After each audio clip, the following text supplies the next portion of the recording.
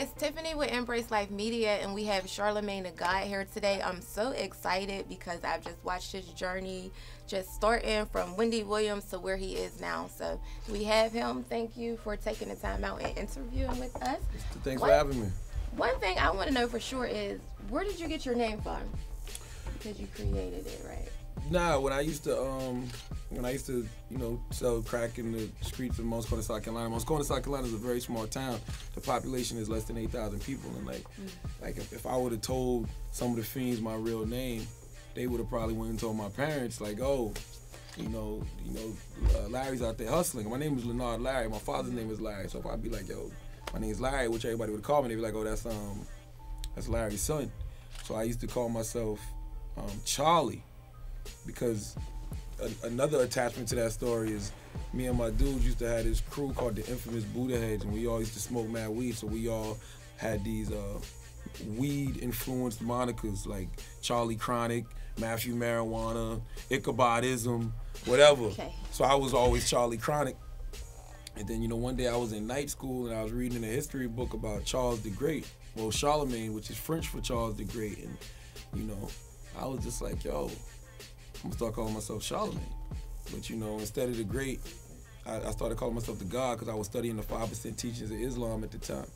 And which really makes no sense now that I think about it, because Charlamagne is Charles the Great, not Charlamagne the God. But yeah, I took the moniker Charlamagne the God. It stuck with you, and a lot of people know you, so it's working for you. So you say you come from a really small town? Yeah, Most Corner, South Carolina. Population less than 8,000. I was raised on a dirt road. I'm country. How did you get, so you knew early on that you wanted to be somebody. What are some of the steps that you took? Well, you know, I think I was able to transcend my circumstances because my mom was an English teacher. And she used to always keep a book in front of me. And plus, you know, we had the booking program growing up where you read like 4 books and you win a free pizza. Yeah. So I used to like to read a lot of stuff. I used to read everything. I used to read like Ramona Quimby books, Beverly Cleary, Judy Blume. You know what I mean? I used to read stuff like that. Then I started reading like a lot of, I guess, science fiction stuff about UFOs that I would read about, like Sasquatch and the Loch Ness Monster. And I just realized early on it was a world out there bigger than the town that I was living in. You know what I'm saying? It's just like, I think through books and music, you realize that it's a whole nother world out there. So I always had in my mind, at an early age, I wanted to do something great. I just didn't know what that great was yet. And you know, like most young African Americans, I dabbled in rap a little bit, and you know, I realized that rap wasn't for me, because I realized rappers don't really make a lot of money. It's the people behind the scenes that make money. So I started doing like A&R work for this record label called Never So Deep Records. But in the process of that, I met a lot of people in radio, and one of the guys I met in radio, his name was Willie Will, and I remember asking him, like, how did you get into radio? And he was like, yo, I just went down to the station and got an internship. And I was like, yo, it's that easy? And he was like, yeah. Now, mind you, this was 1998 in Charleston, South Carolina. Rules were a little different back then. I mean, I wasn't in school or nothing, but I went, got the internship, and they gave it to me, and that's how I got my foot in the radio, though. That's interesting. Didn't know all of that. Yeah, I was an intern, then I worked in the promotions department. Then eventually my man Ron White, who was the music director at the time, he asked me if I had any interest in being on the air, and I was like, yeah. Like, I used to go in there with Willie Will when he was on and talk during his shift, but they actually started giving me my own little slot Sunday mornings, 11 to 3. Of course, I used to scare all the church folk. So then they eventually moved me to Saturday night, 7 to midnight, and like I caught the bug from back then, the radio bug. Early on in '98. So how did you get your start with Wendy Williams?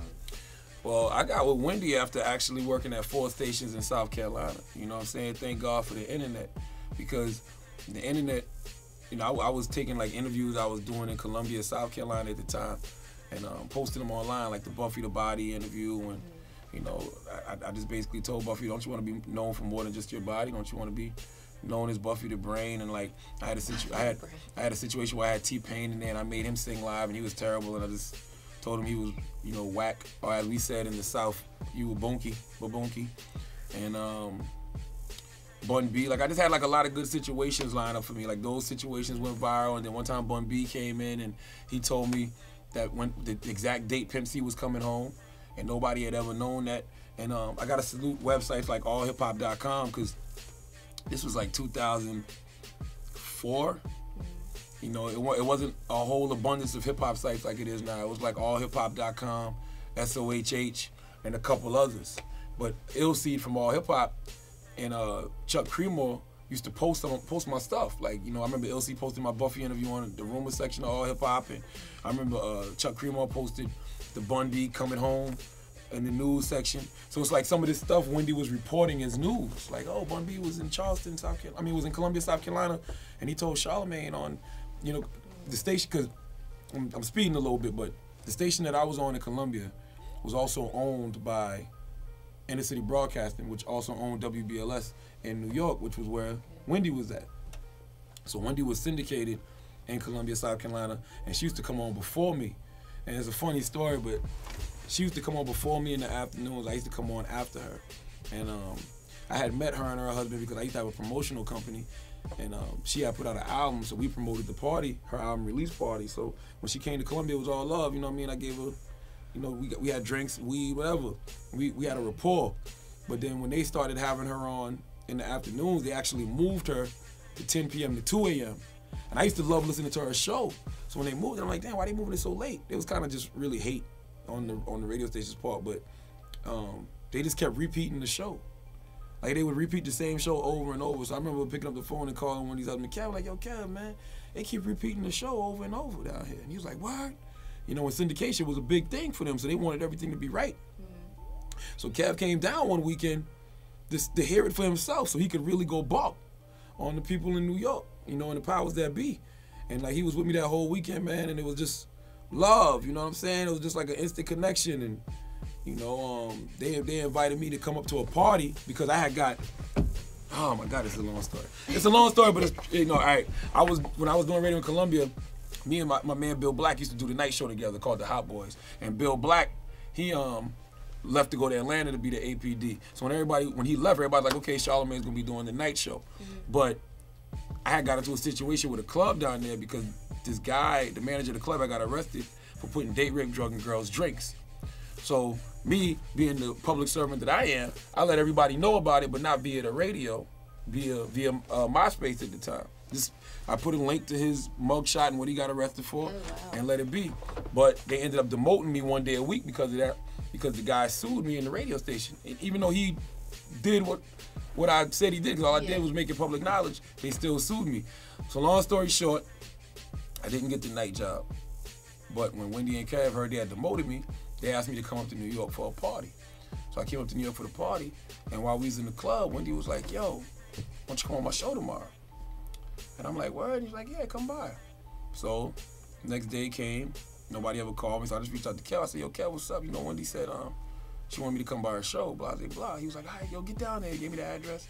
Went down there, did the show, literally never left.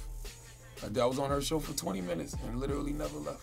I heard you were staying with her at one time, like that grand. Nah, they gave me a condo to stay in. Like when they asked me, Kev told me like straight up, like, yo, I can't pay you, but I can give you a place to stay.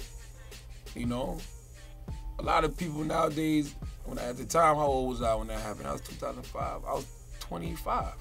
I was 25 when that happened, and a lot of people wouldn't have done that. But me, I recognized the opportunity. I'm like, yo, how many people gonna get the chance to work with Wendy Williams, work with one of their idols? You know what I'm saying? How many people gonna get that opportunity to get that kind of tutelage and get that kind of experience working under her? So I was there. I know that's You know, and I worked with her for a year and a half without never getting a paycheck. Wow, a whole year and a half? Yeah, a year and a half. But I mean, I had a place to stay, so I wasn't tripping.